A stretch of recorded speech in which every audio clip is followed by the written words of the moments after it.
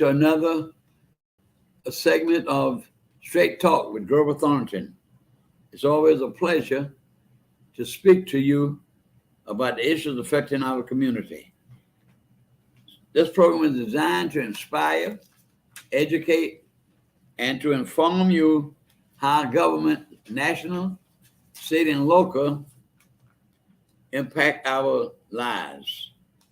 We have a nice show tonight. I want to spend the time to listen to me and to listen to my guests. Tonight we have an excellent guest, the County Commissioner, Mr. Bobby Lockett. We will hear from him as we move towards the program. But I want to talk about a few issues that are affecting our nation right now, as I speak a little bit on the national issues. And that is this business going on with Mr. Trump, former president. The most embarrassing situation. This country is over 150 years old, and we had this time kind of foolishness going on. This is the first time this has ever happened. Now, he has 4 indictments, 91 charges. He has been indicted in Florida, New York. He hasn't been indicted in Washington, D.C.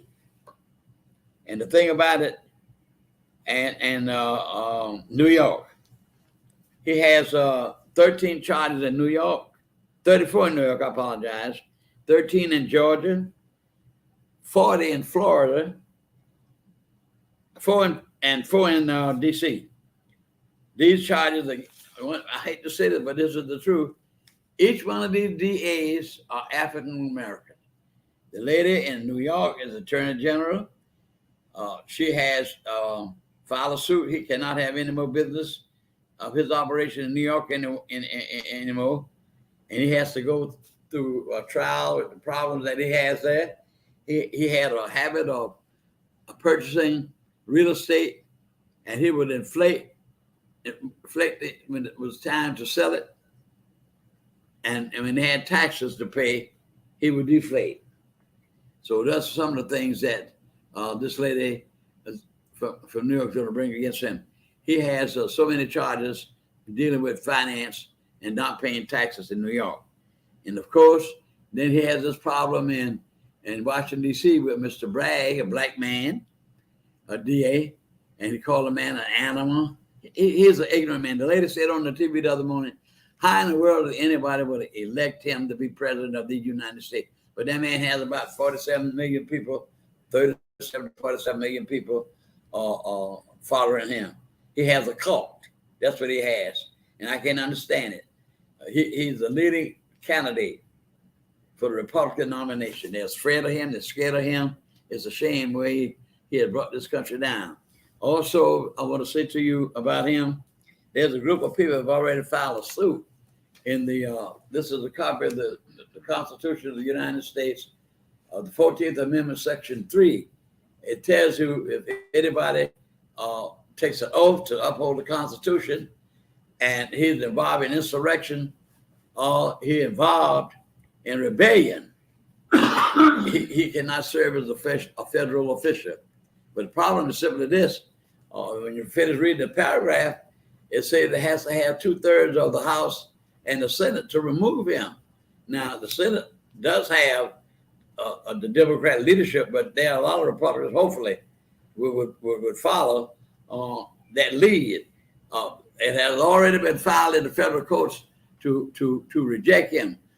Colorado right now has a suit, and they're trying to move him off the ballot for running for president. A lot of people are embarrassed about this man. This man is disgraceful. He say anything, he has no character, he has no decency, and he's representing the country. Look what he did with documents. He has secret documents that detail the operation when we're in war with Iran, if that happened, and with the allies, what position the United States would take in the strategy they were using. Then he says to somebody, well, I shouldn't show you this. Now, you had one man who lied up to uphold him in that place where he lives down in Florida. And what happens? He had a lawyer, the man didn't get any money, so the man left him. he lied. Now he gets another attorney. I don't know whether appointed by the court or whatever, but the man told him evidently that you got to tell the truth because you're headed to prison.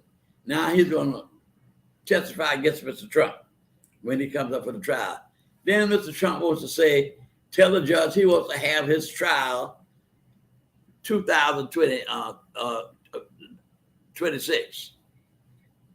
What is wrong with him? This man, the American people are letting this man just do all these type of things and getting away with it. He has always gotten away with things. He gets in these things, he come out smelling like a rose. But now we got him. He cannot get away with all of this. Sooner or later, they're going to bring him down. Also, I want to talk about the people that are going to prison for him. Now look at the Proud Boys. What he said? Proud Boys, stand back, stand by. What they got? 15, the Proud Boy head man got 22 years in prison. The Oath Keeper man and his partner, 15 and 13 years in prison. They've gone to prison for him. I don't understand that. Gone to prison for him.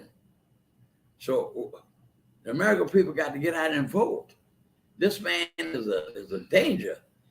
Like President Kennedy was saying when they had the, which I'm going to talk about in a few minutes about Mr. Marion in Alabama, when Mr. Marion was trying to get to university, and he talked about what they were doing, trying to disobey federal law, courts, and all that's leading towards the path towards tyranny. And tyranny is simply that it's unjust and the government has all of the powers and they make all the decisions. That's tyranny. And it's not democracy. That's tyranny. And we do not need tyranny in this type of government. We're trying to save our democracy. And it was wonderful to see on the television yesterday where all these presidential centers, the one that they built for Mr. Obama, Jimmy Carter Center, or the Bush's Center, Clinton Center, all of these people talked about democracy and telling the American people to stand tall and let's keep our democracy because you have a right to disagree with the law. But good men say that we have to accept the decision of the courts. Otherwise, you have tyranny or you have communism where you have no rights at all. And this man wants to be a dictator. And that big lie. He can really lie. Look at all these people been indicted, 19 people.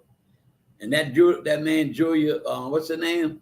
The man that's causing all this problem is in the DA in Atlanta. Fixed him very good. She embarrassed him.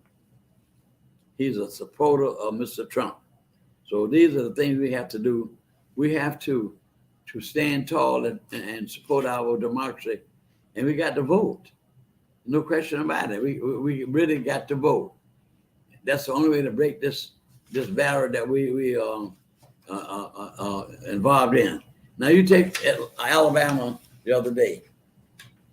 Under the 1965 Voting Rights Act signed by President Johnson, and that came as a result of all the business in Selma, Alabama, Marshall, Montgomery, and all of that under Dr. King.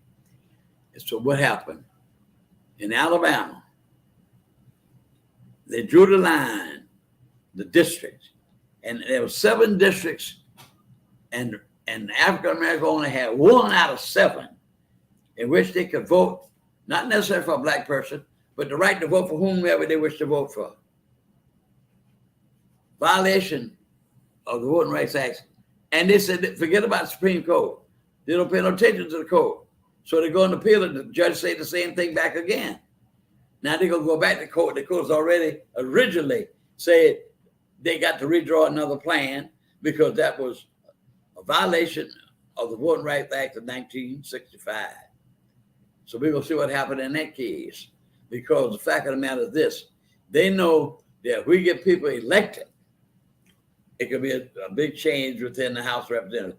Now, since the Republicans took over control of the Congress by 4 votes and had a problem in New York, they lost, was unable to get those 2 or 3 votes, and it was another place, and we lost the control of the House of Representatives. But we still in control of the Senate because Mr. Warnock won that election against that crazy man, Herschel Walker. But the fact of the matter simply is that we need to get control of the House of Representatives. That's the only way we're going to get things done. And they're talking about impeaching Mr. Biden. All these wonderful things that man has done. Infrastructure bill. They can purchase all this medicine, this high medicine with $300 insulin, $300 a month a person will have to pay. Now, thanks to Mr. Biden, $35 a month. Infrastructure bill for roads and bridges. All these type things that Mr. Biden has done. And how in the way are you going to give the man a low rating? A low rating just of approval. Most of those people are Republicans that are doing that. Republicans, they have not done anything but investigations since they took over in January. Tell me one thing they voted and done. Now we're about ready to have the fiscal year money to run the government.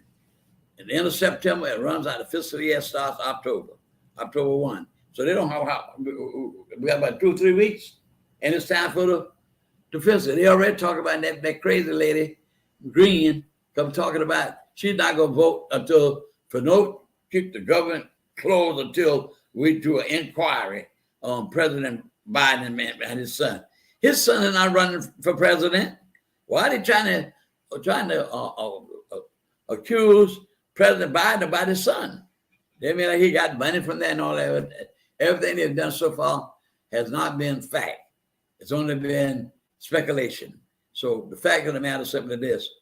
Mr. Biden has done an excellent job, and it's our responsibility. Now, this is about his age. Age is just a number. Biden is only 4 years younger than Trump. And Biden has character. Biden has decency. This man has no decency. Look how he talk about women. Use profanity and all. This man is awful. Worst president in the history of this country that we have to dealing with Mr. Trump. It's awful. Oh, now we were supposed to have, I want to say this, I always talk about Black history because our history, and particularly in Florida, is being whitewashed. Now, Mr. DeSantis, who wants him president? He's a racist. Who wants a racist man president? He wants to do away with Black history. He does not want the white children to know the way Black people were treated. That's the bottom line. No question about it. That's the bottom line. And our country has been the biggest liar in the world. They're saying justice for all. We don't have no justice. Look what I just told you about Alabama. Instead of telling people to get involved with their government, learn more about their government, participate in their government, they're trying to keep you from voting. They want to disenfranchise you. It's embarrassing. It's disgraceful. It's disgraceful. And then they walk around and say, we got a democracy. Got no democracy. How you gonna tell the democracy you want to do these things to your citizens? Like President Lincoln said one time, that all this slavery and all this stuff was going on, so we'll have people call us a bunch of hypocrites. And that's exactly what we are. We talk about democracy, then they'll go to church Sunday morning praising Jesus and come right back Monday, and let's keep these people from voting. They're fooling themselves, ladies and gentlemen. They're fooling themselves. Now, you take, for instance, this young man right here, James Meredith, applying to the university. I think I told you that before. But see, so long, our history has been ignored, and a lot of time it had been taken out of context, lying, don't want us to do this. Not like Santos said, slavery has been a benefit to Black people. How can that have been a benefit to Black people? Now, if you reverse that and let Black folk been in charge of the white folk that it was in South Africa, and a Black man tells the white woman, I'm going to send your 15-year-old daughter up to my room to the big house at 10 o'clock. Now, she's not going to do it. No, I know she better do it. Now, how would you like that, Mr. Santos? I had an opportunity to ask him that. This has not been no benefit. If you want to help a Black person, you say, look, I'll pay you so and so and so, and you can learn this trade. That's all he had to do. So don't say I benefited from that. You were forced to do that against your will. Now, you see, Mississippi, that boy want to apply to get a University of Mississippi. And this book I read, is the things in this book, the way that they did this man, David said he lied about living in the city in Mississippi. Finally, he lived there. They said he voted and lied he rested. Oh, there was so much. Over and over and over and over. And Mrs. Bartley was the NAACP lawyer, and she handled that case. And what they put that lady through and this young man through was just awful. Absolutely ridiculous and awful. But now he finished, and President Kennedy had to go on television to talk about the confusion, the chaos and stuff they had going on in Mississippi at the University of Mississippi, Ole Miss. That's why when they play football, I don't have no respect for them. I'm sorry, because of the trouble they did. They had a riot. They killed one or two marchers. They set buildings on fire. It was just terrible. And it make you laugh when you read the book. As I read it, there were two white guys were working around in the buildings, and these two foreigners, they were brown-skinned foreigners, passed them in the hall. And one said to the other, he said, all this hell going on here about this black man trying to come into this school.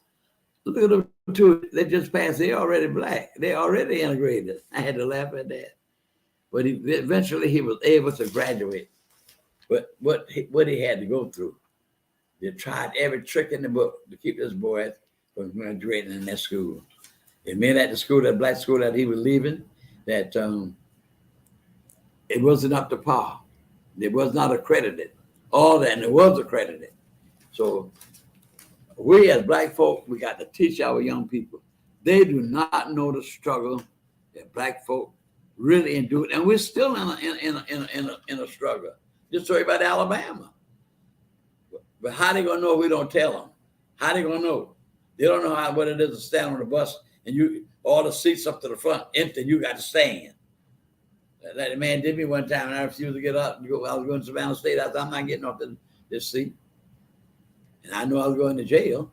And two people, Bobby, they were on the bus. And one of them said, heck, boy, hold that thing, and I got to go to my job. I sat right there. And so I said, look, I want y'all to do me one favor. That's all I'm asking you to do. I'm not getting off this seat because nobody's on this seat. And there are no white people in here, and this is a black route anyway. And if it wasn't, I'm not getting up out of this seat. That's what we had to do at that time. And I paid my money. So he got off the bus, the driver did. At that time, you had the phone booths all out. They stopped doing that after people tearing up the phone booths and stuff like that. So when he got off the bus, going over to the phone, I told the two people sitting in the back, I said, I'm sorry that I'm making you late to your job. You can tell your employee what happened. But I'm not moving off this seat. But will you do me a favor? If they put me in jail, all I want you to do is call the NAACP office and ask to speak to Mr. W.W. Law and say Grover has been arrested because he would not move off the seat. And I was supposed to be in the East Broad Street School with Judge Gass's wife. She was the curriculum supervisor. We were supposed to observe some children in the class, how they operate and how to carry it on their lives, little children. So I sat waiting for the police. I guess that's who he was calling. But he didn't call the police. That's why I looked out the window, and this white man drove up in a Pontiac, never forget. So he stepped to one of us and he said, what's going on? I said, what's going on? I said, he wants me to move, and I'm not moving. Even though white folk on the bus, this is three black people, even white folk were sitting there, I'm still not moving because I paid to ride on this bus. And I was supposed to, it was about 9:30 or something to 10. I said, I was supposed to be in East Broad Street School at 9 o'clock. And look where I'm sitting. And this is a black route anyway. It was the Broad Local. Went from Broad Street, right around East Broad Street, around a circle. I sat right there. So the gentleman said, what's your name? And I told him, he said, come on, Mr. Thornton, and let me take you where you're supposed to go. And I got in this car. And he said these words. He said, I'll be glad when them so-and-so signs come down. And that's what happened. I refused to remove. I sure did. Sure as Christ my Savior. I sat right there on that bus. So these people don't know the things and the trials and the tribulation, the death, and all of the things that happen. They don't know. But it's up to the parents to tell these young people. They got our history. Our history is essential. They have ignored it. They suppressed it. Some parents, this article I was reading, the lady did a research, and she found a lot of parents are taking their children to museums. They're taking them to black tours and stuff where they can learn about our people. I thought Ms. Gunn would have been here. She was supposed to be on the show to tell us about the statue situation. Well, I'll just hold on that to next month, because the city voted to rename that square in honor of Ms. And I want her to give everybody a briefing on what happened, but I want to commend the city and the mayor for the leadership of finally bringing that to conclusion, because we don't have now one square in this city. Then they go to Carolina and name a race of man and say slavery was not an evil, but slavery was a great thing for African Americans. And that's what Calhoun said. And he prided himself. Like this book right here that I read about reading it. This is the book of speeches. And I love to read it, and I read several speeches in there. One about Dr. King is, I have a dream speech in this book also. And the thing was, he said about him, look, he had grown steady in the admiration and affection of the land and South. His very civility was a binding link, for it was the civility of a prophet determined to save a way of life, a white democracy. That's Calhoun, that is named the square after. But I want to commend the city and all the council members for that. So I wanted to talk about that, and I wanted to talk about this book, because I got to just keep, as long as I live and this show is on, I got to keep trying to tell the people, teach our children about our race. You see, they're trying to whitewash it. They don't want white children to know how bad they treated African Americans. And we made such a great contribution to this country. Free, like Lincoln said, toil without reward. 150 years of free work, free labor. So but our race can only be better than what we make it. But our children, they are the beneficiary of what we've done. Well, I'm going off the scene, but I'm proud that I worked hard for civil rights, sit-ins and all of that. Sat there in Crest, man, spit at me. It didn't make me no different. But I was not gonna get off that seat. I was there with other people. We demonstrated during the boycott. Police put me in jail, put me in the car to take me to jail. Without keeping people out the stores. And I'm gonna have to tell y'all about these boycotts sometime, sooner or later. I was so proud of my people. Churches every Sunday. If you didn't get there 4 o'clock, you got no seat. But see, our young people don't know nothing about that. They go in the Burger King, they go in the movies, but they don't know the sacrifices. Look what they did in Mississippi. Killed those 3 civil rights men. One was a white fella, one was a Jewish fella, and a black young man. They murdered them because they're trying to get people to register and vote. That's the fundamental background of a democracy, is the right to choose your leaders. And I get so despondent. These things going on, I don't hear nobody in the city is talking about voting. I don't hear it. The churches, I don't hear it. I don't go to every church, but I hope they start doing it. They don't talk about voting. They'll tell the young people where we come from, how difficult it was, how determined they were. These were the things that happened in the 60s, I'm telling you. We're sitting down and they just taking away our civil rights, and we have people in government not speaking out. And I would say this about Mr. Hall. I got to say it. My show is straight talk. Whether you like me or not, that's up to you. But I'm saying straight talk. Now let's tell it like it is. Mr. Hall has several programs, including this one. And people are talking about the issues that are affecting black people. I don't hear nobody else doing it. I know I said it last month. I'm going to say it every time I get an opportunity to say it. Then my hats go off to him. Because the leadership that we had needed in this community is lacking. I'm telling you, sisters, telling you, gentlemen, that I'm telling you. I know how it was in the 60s. And I thank God I participated in it too. I paid a price, but that was all right. But I see good results. So what the sacrifices were done. Now I want to go on now. Miss Gunn for some reason didn't come. I'll let her give us a breakdown and what happened and how it was done to get the whole coalition of city council to participate and name that square. We don't have not one square in the city named after a black person. And I'm waiting to see what's going to be happening to take those Confederate things out of that Forsyth Park. Somebody said, "Oh, the legislature." We have open your mouths of legislation.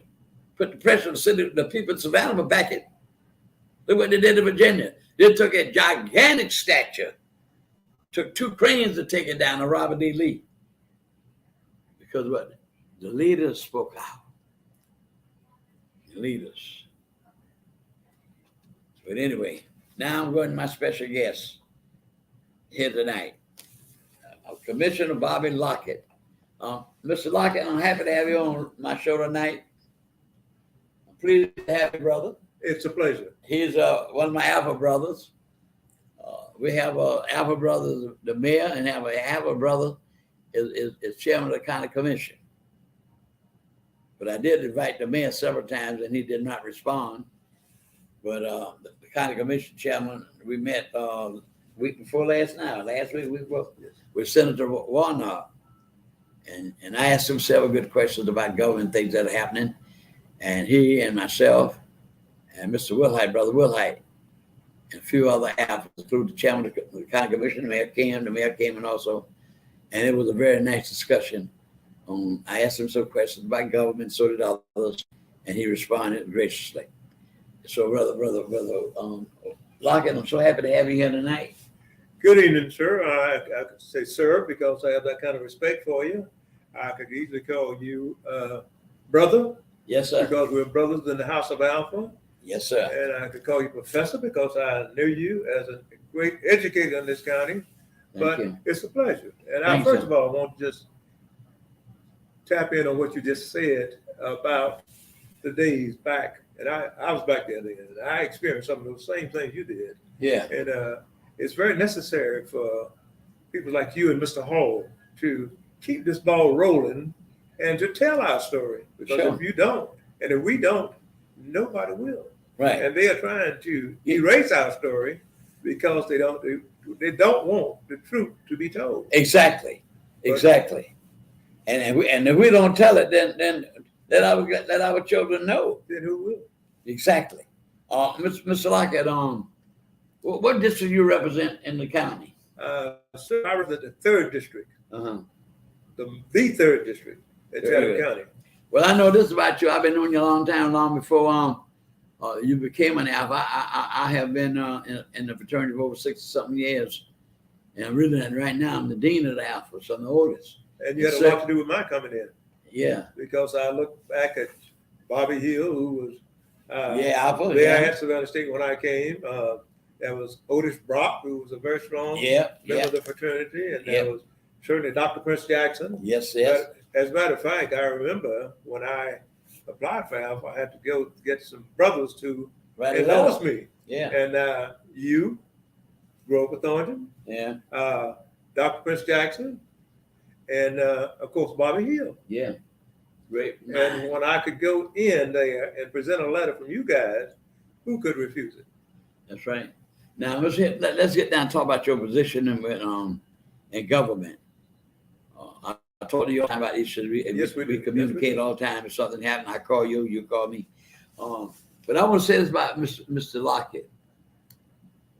He sold automobiles for the Chevrolet company for years.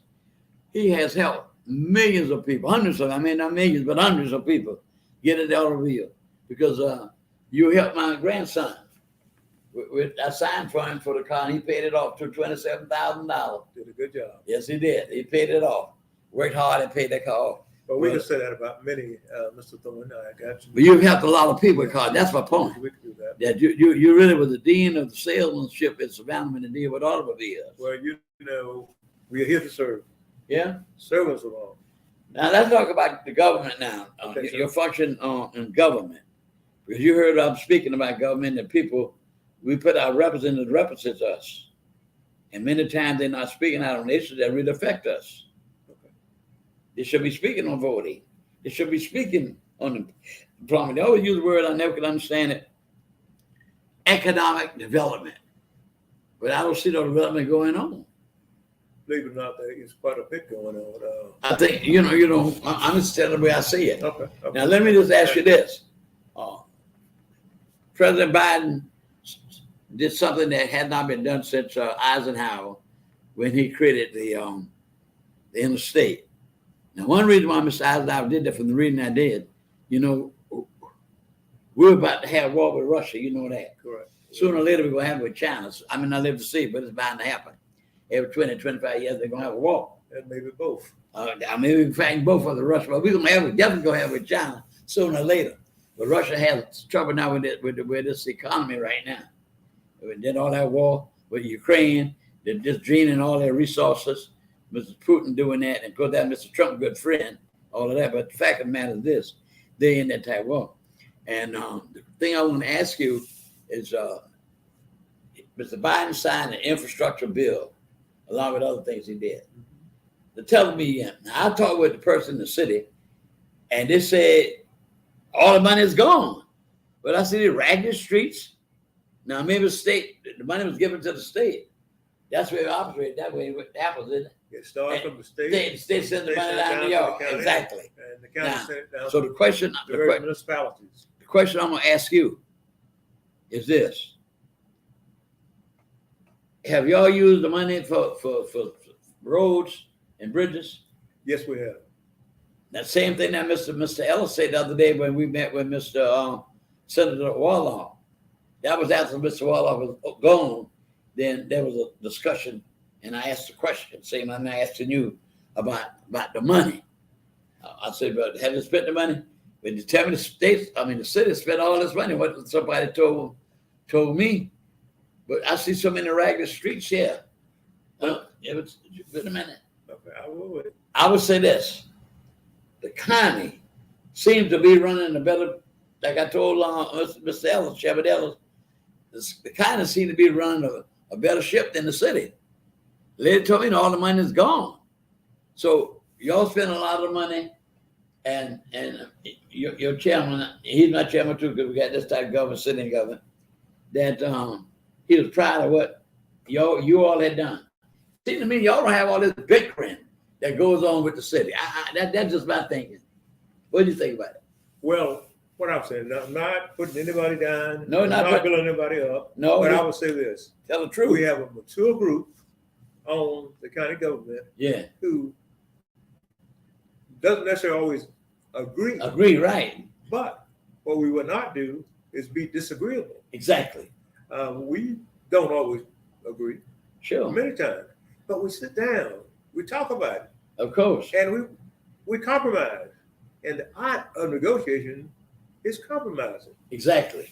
And we believe if we just can't get together, we go bring in a neutral person. Well, or bring in other commissioners to sit down and talk with us. And if you can show, my philosophy is, if you can show me a better way, let's do it. Let's do it. Now let me tell you where y'all just waste a lot of money. City in Savannah, as far as I'm concerned. I don't know what was the main fact about what happened between this coalition of the police department and the police and the county departments, and when the negotiation broke down, I don't know who was responsible. Somebody said the city, somebody said the county, somebody was holding up that part of the deal. But the fact of the matter is that the citizens suffered because y'all waste all that money. They had to restripe all them cars and all that, just waste our money. Now, I remember Joe Mahaney told me years ago when he was chairman, he and I were good friends. He worked at school one time I worked. And he said that they would never work. I said, well, they tell me it working in Jacksonville. Why it work good in Jacksonville and not here? I can't speak for Jacksonville. You can't speak, but something got to be going on that wasn't going on here that is effective in Jacksonville. And Mr. Scott had the castle thing. I don't know what happened. But y'all had to restripe all those cars, waste people money. And so, I don't know what your tax digest is or nothing like that, but the people suffer. That's what I'm saying. The people suffer when you waste money like that. That's wasted money. But I gotta say, the county seems to be working much more effective than the city. You had this coalition here, a group over here, a group over here. But like John Kennedy said one time, similar to what you just said, that discussions bring on negotiations, and negotiations should bring on compromise. Sure. Nobody wins all the time. You see what I'm saying? I understand that. But I think y'all doing a better job at the county than with the government, financially, and economically, and fiscally. Mr. Thornton, I believe, and we got an agreement among us. You can't get, first of all, leave your egos at the door. Exactly. When you come in here, leave egos outside. But put on your thinking cap. Yeah. And when you put on your thinking cap, let's discuss it. And let's decide not what's best for me or what's best for you in this room, what's best for the citizenry at large. Exactly. And once you do that, first of all, we want to make them safe. We want to make them secure, that they can sit out on that porch like we used to do and feel comfortable. Or kids can walk down the street or play in the street. Yeah. And feel safe. Feel safe. And that's what it's all about. So what about the crime rate in the county?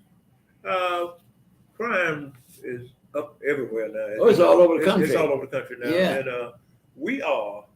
first of all, we have a great chief in Chief Hadley. And he has a good assistant there. And that's Mrs. Judy. I started to say Cropper, but Talbot. Miss Judy Talbot. She's our number 2 person who came over from the Savannah Police Department, who's a very experienced person and knows the lay of this land. Mm-hmm. So we also we look around. We also have a good sheriff, and Sheriff Wiltshire. Sheriff Wiltshire, you can talk to him. Sheriff Wiltshire will come into the community. Very seldom you can find anything going on in this community, and you don't see Sheriff Wiltshire, be it the NACP, be it the some of the other places. You go out in the other communities, you will find the chief out there trying to find out what he can do to make the area a safe area. And if they're not, he has a place over there for you. It's called the county jail. Do you know how many percent African Americans in the county? In the county, it's about 37. About 37%. Uh-huh. So you got over 65% of the movement of white people. Well, you got pretty good size. Well, maybe that's why, like I said, maybe that's why things go so good. Hispanic community. Yeah, Hispanic community. Maybe that's why that thing goes so good in the county, because y'all really, and I'm not trying to be funny like that, but all the white people getting all the good deals, and the African Americans who live in that environment, and the Spanish people, they just rip from what y'all do. I don't understand why we have so much discourse in the city. It's. I would not comment on that because I don't want to seem like no. I don't have you to putting the city down. No, you put it down. I got great respect for the leaders. Oh, I got good respect for the leaders. Right. Some of the leaders. I just don't like all that bickering and coalitions. That suffers the people. It suffers the people. I would not comment on that. I'm not asking you to put down anybody. I'm not going to put down anybody neither. But I'm just saying. I'm speaking fact. That the fact is that you just see sometimes to be on the television and the bickering and all of that. That's not discussion. You discuss your area, you negotiate, and like you say, you compromise. Everybody doesn't win everything he wants. Mr. Thorne, let me just say this. Yeah. I represent Chatham County as a whole. Sure. But my focus is on the 3rd district. Yeah, of course. That's true. That's what got put me there. 3rd district to represent. What area does that encompass? Our 3rd district comes from Sandfly down to Thunderbolt. Thunderbolt, it goes downtown come on down President Street into downtown. Cover the majority of downtown. We go over to 30. Go from Montgomery Street down to 37th Street. But your area doesn't encompass a lot of the white business area. The business community. Well, that's where the money is. They pay for to pay the taxes. As well as I have the Cala Brownville area. Yeah. And from the Cala Brownville area, I go over Okay. to West Savannah, down Bay Street. Yeah, I know you. You was on. I know off Skidaway because you were at Reverend Small Church when they owned that great man. That's probably Another great man that I think of so much in Savannah. Yeah, That speaks out of this year. good representative of Chatham County. Yes, he is. And from there, I go out to Garden City, Oh, then you go into, there too? and then into Port Whitworth. Oh, I didn't know that. Oh, that's a big district. Yes, it is. It's quite a district. So you have more white people in that district than black people, Um, and they make more Yeah. money than black people. So when y'all do have the tax base, you get more revenue than in the city. You know, we But- got to say this, but Savannah, Chatham and Savannah, it's a working community, Oh yeah. and we do have good coordination between the different races. We have pretty good coordination between them. You know, Savannah, even during the civil rights struggle, and I gotta say, Savannah always had a good relationship with white people. We now, not to say that they want to give in now. It was no easy thing. So okay, let's go. We had to fight for what we achieved, but the working relationship was excellent between the white and black leaders. Dr. Gilbert did a lot in this community to bring peace here. No question about it. He had that big fine organization. It did a lot. And the NAACP Political Advisory Council did a lot. See, people just don't know, like I try to tell people the things that happened in the 60s and in the 70s and 80s with black accomplishment. Yes. We didn't always have no black person. River Stead was the first county commissioner. By far. And if you And remember, Bobby Hill was the first legislator in modern time. in the House of Representatives from Georgia said Reconstruction. The Correct. first African American went to the state legislature was Julian Bond. If you would just remember, and I was at Savannah State, and I think you had just left. Yeah, I just Yeah, read it. and, Yeah, You know, Bobby Hill was the president of the student body. yeah, I know. Bobby Hill led a boycott at Savannah State for what we call academic freedom. Yeah, And so we boycotted there for, I think, about 2 to 3 weeks.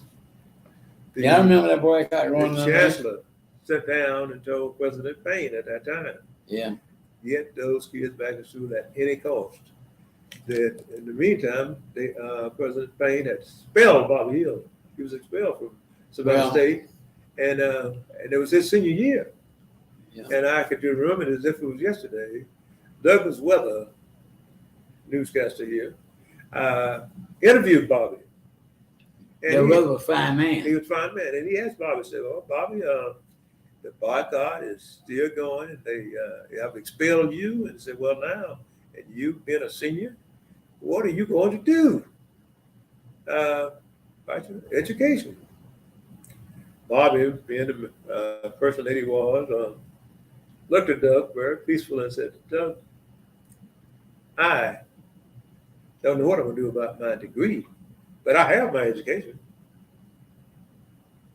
Did you hear that? I have my education. And you can't take that from me. You may deny me my degree, but I have my education. Well, he And that was was. a profound statement. Bobby was a profound person. Oh yeah, he was one of the best lawyers this country had ever No produced. question about it. I tell you one thing, he went before the Supreme Court and argued the case to put the death penalty on hold. And also, if you remember, Deanie Frazier had some family members who worked on that thalidomide case down in McIntosh, Georgia, where The explosion. that exploded, where a lot of blacks got killed in that and got hurt. Yeah, And Deanie finally got Bobby to represent her family. yeah. So then the rest of them heard Bobby speak, and they all Well, tuned in together. I saw him one day in court. He And was that, magnificent. And that, Grover, was the biggest suit against the federal government at that time I know. in the history of this country. Yeah. So that was. Well, we have a lot of good people here. That's what I'm saying. It makes me feel so bad when I think about all the struggle, accomplishments that we make as a people. Now they've become so complacent. Yes, they have. I mean, no question about it. Yes, the sir. black people have become so complacent, and the white people taking things from us just as we sleep. They rip Van Winkle. Look at that about the voting. Look what they did. I just told you now in Alabama. Mm-hmm. Look what it did. Mm-hmm. Only 1 out of 7 districts. You know, there's a saying somewhere in the good book. I gave it to you. What did you do with it? Exactly. So we've given certain positions in this country. We've been given certain positions in this county and in the state.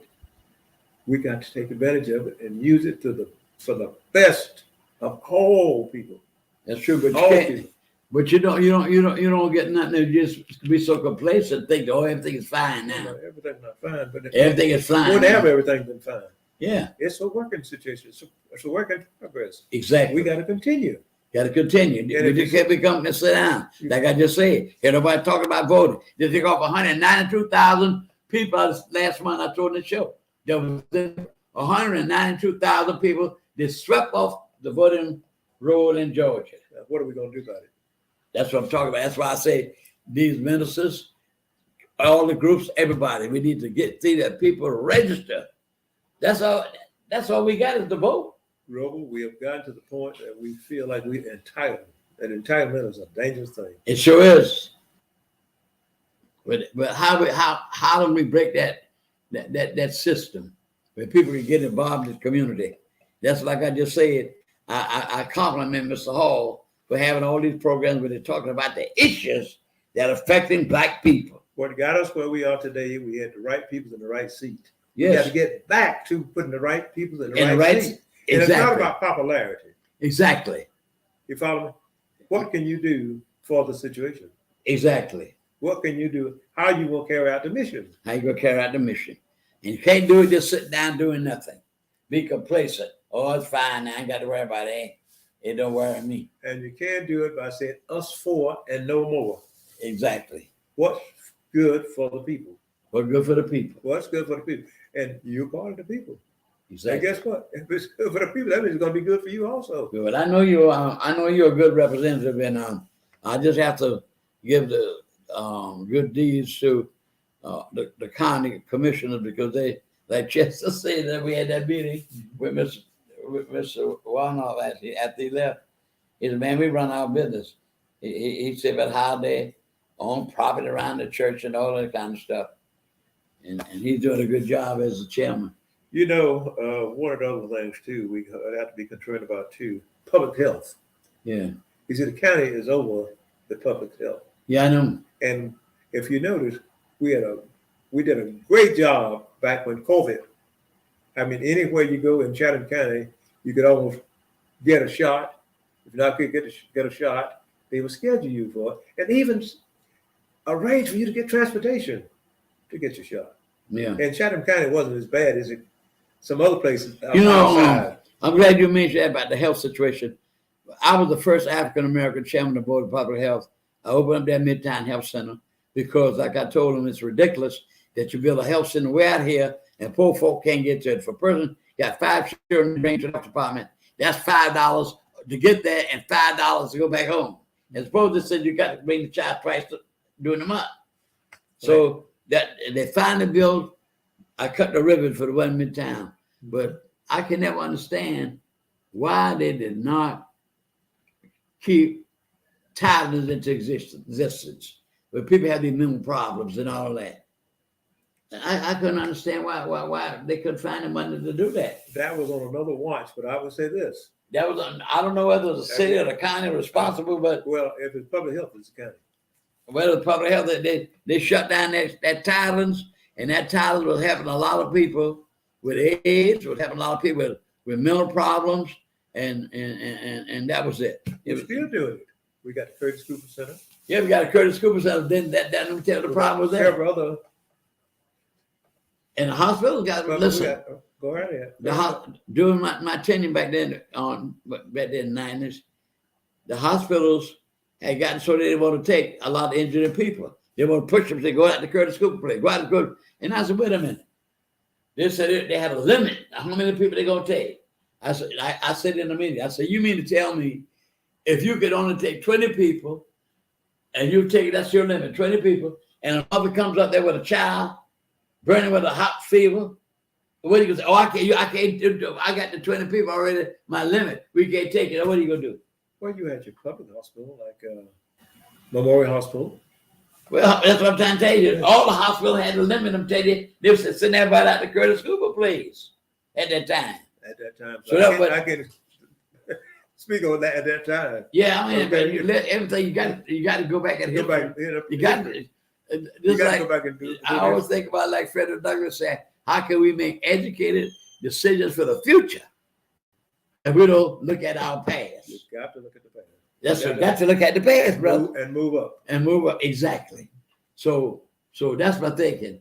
They close that a lot of these people around here with these drugs, killing people, they got mental problems. And you don't have nowhere to train them and to treat them. And health should be a basic thing. And I want to thank you for being on the show tonight. And you're a good man, brother. And I think, like I said, I would like to see the city government function more like the county functions. The county, we're doing what we should do. Yeah. And we're getting even better. But I would not comment on anybody else, but we are working with all the municipalities. Well, you're supposed to we do have 8 that. municipalities in Chatham County, along with They don't understand that. And we also have the but unincorporated area. Yeah, but you got to speak out on the ones that you think is not working together as a team. Not that you have to agree with everything, but it's the way you have to do it. There should be a compromise in the discussion eventually. You know, if you knock on the door long enough, eventually somebody's going to ask who that. Yeah, that's true. Well, my time is about up. I can talk all right at 8:30, but I just wanted to let you know I appreciate you coming here tonight. Thank you, sir. Oh, I want to say this. The last one, he was supposed to be in there, and I mentioned, I said, well, he should have called me. I'm not no hypocrite. But I understood after I talked with you, you were in Macon at a funeral. Mr. Lockett originally is from Macon, and someone in his family passed. I didn't know that at that time until you told me when you came back. And I appreciate that. Let me just say this. Our philosophy in the county, first of all, we're trying to make the 3rd district a better 3rd district. Yeah. By making the 3rd district a better 3rd district, we're going to make the other districts a better district. And by making our districts better, we make the county better. And by when I said county, I mean the citizens. Yeah. And by making the county better, we're going to make the state better. Exactly. We got a better Georgia state. Exactly. And by making the state better, we're going to make this country better. And if we make this country better, guess what? We'll make this world better. And that's what we're trying to do. Make this a better world than we're living in. We got a lot of serious problems in our country now. One man, I cannot say how can one man, that one man just wreck this country. One man. But I'm talking about policies and procedures now, as far as making it better. Politics. And policies, not politics. Exactly. Well, I thank you for being here tonight with Commissioner Bubba Lockett. I really do. Thank you for being here tonight. And as I come to my conclusion here tonight, I want to thank all the people for listening. When we do these programs, we just don't jump up and we prepare. And to be able to ask any questions anybody want to ask about it. So if anybody want to call me, 925-1034 for any discussion on the issue that we talk. But talk sense if you call me. I don't have no time for no foolishness. And I'll be glad to answer any question. And I want to thank Commissioner Lockett for being here again. I appreciate your input. Thank you, sir. Thank you, sir. And I just had to compliment the county. And I would want the city to have a better relationship where they were, you don't never necessarily agree on everything, but work towards a compromise to make the development of the city. And people could live better and respect one another better, and we have a great city. Thank you again, sir. And I would just say this to you and your group here. Keep doing the good thing that you're doing. And like I want to say to everybody again, my hat goes off to Mr. Hall because he seemed to be, I don't know no other group speaking out on issues. I don't know. And I thank him for doing that. All the programs that is in the network, they're addressing issues that affect us as Black people. And we got to educate our children. I try to talk about the history. They're trying to wipe us out. Keep up the good work, Mr. Hall. Thank you very much. Thank you. So in conclusion tonight, I want to say, let us keep our faith, work, and one thing. Let all us be one of these here. Be one of these here, a voter. The church said amen. I don't care if a man got $1 trillion. He can't pull that lever but one time, just like you. That's the only time that we're equal. And Mr. Trump told that big lie. He lied about the election. But that's what we do. We must vote. Please vote. Please register. Please vote. Because it's very important for our well-being as a race and as a nation. Thank you very much. See you next month and have a good evening. Good night.